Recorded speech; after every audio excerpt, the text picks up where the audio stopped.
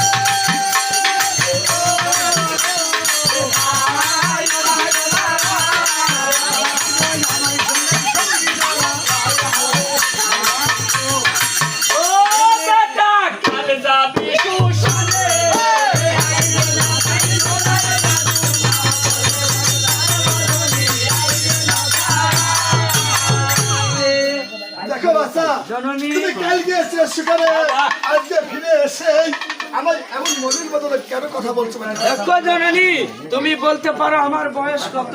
বাবা আজ তোমার বয়স হচ্ছে মাত্র কেবল 12.5 বছর। 12 বছর। দেখো জননী, আমার সঙ্গে সঙ্গী যারা বিয়ে করলো জোড়া জোড়া ধান দিলে কই ফুটে না, পিতা কেন বিয়ের কথা বলে না? দেখো বাবা লক্ষ্মীদাস তোমার বিয়ের বয়স হয়নি তাই তোমার বিয়ে আমরা দেইনি বাবা। কেন জননী, আমার কি বয়স হয়নি এখনো জননী? লক্ষ্মীদাস জননী গো জননী, কই, আমি বিয়ে করব, যদি তুমি বিয়ে না দাও তাহলে কি করবো জানো? ওই নদীর জলে আমি ঝাঁপ দিয়ে ডুবে মারা যাবো। দেখো বাবা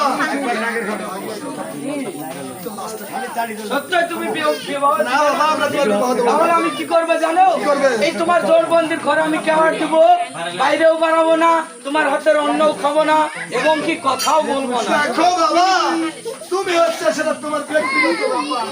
তুমি যাবে রাগের ঘরে, আমি তোমাকে খাবার দিয়ে আসবো, ঘরের মধ্যে বসে বসে খাবে আর ওই ঘরে শুয়ে থাকবে, তাতে তোমার সমস্যা নেই। তোমার খানাও খাবো না, কথাও বলবো না, তুমি তাড়াতাড়ি আমার পিতাকে আমার কাছে পাঠাও। বলছো ছেলের বাবা শুনছো?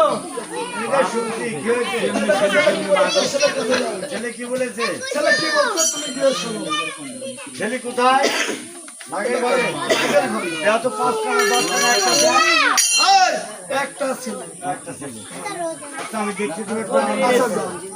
ও কাকা বাবু, আপনার ফ্যামিলিটা হেভি সুন্দর। সুন্দর। মাছেই না। চোখ লাগবে।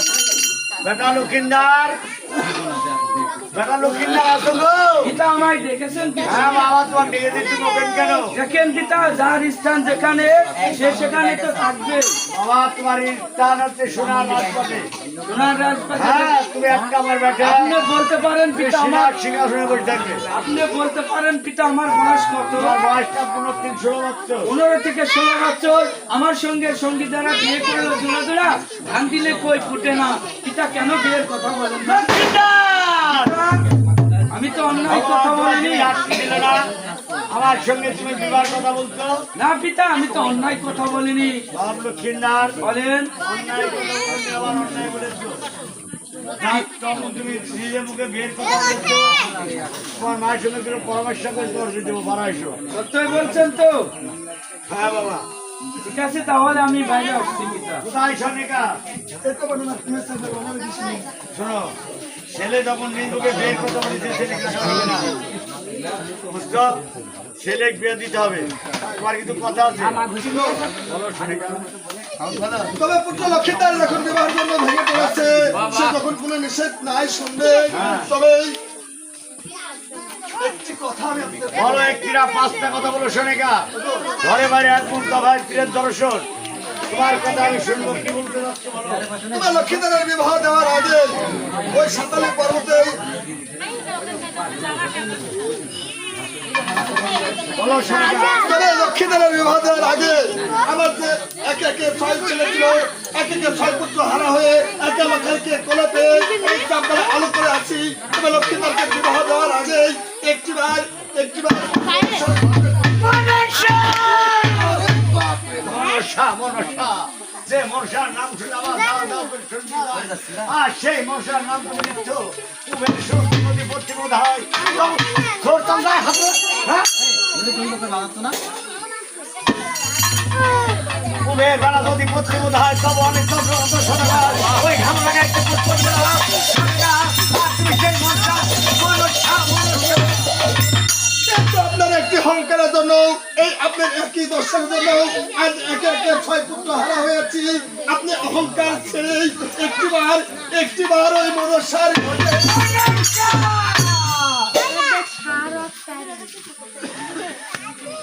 আমি পুষ্প দিতে চাইনি মনসা, আমি তোমাকে এখনো বলছি, আমি ওই দেবী মনসাকে আমি কোনোদিন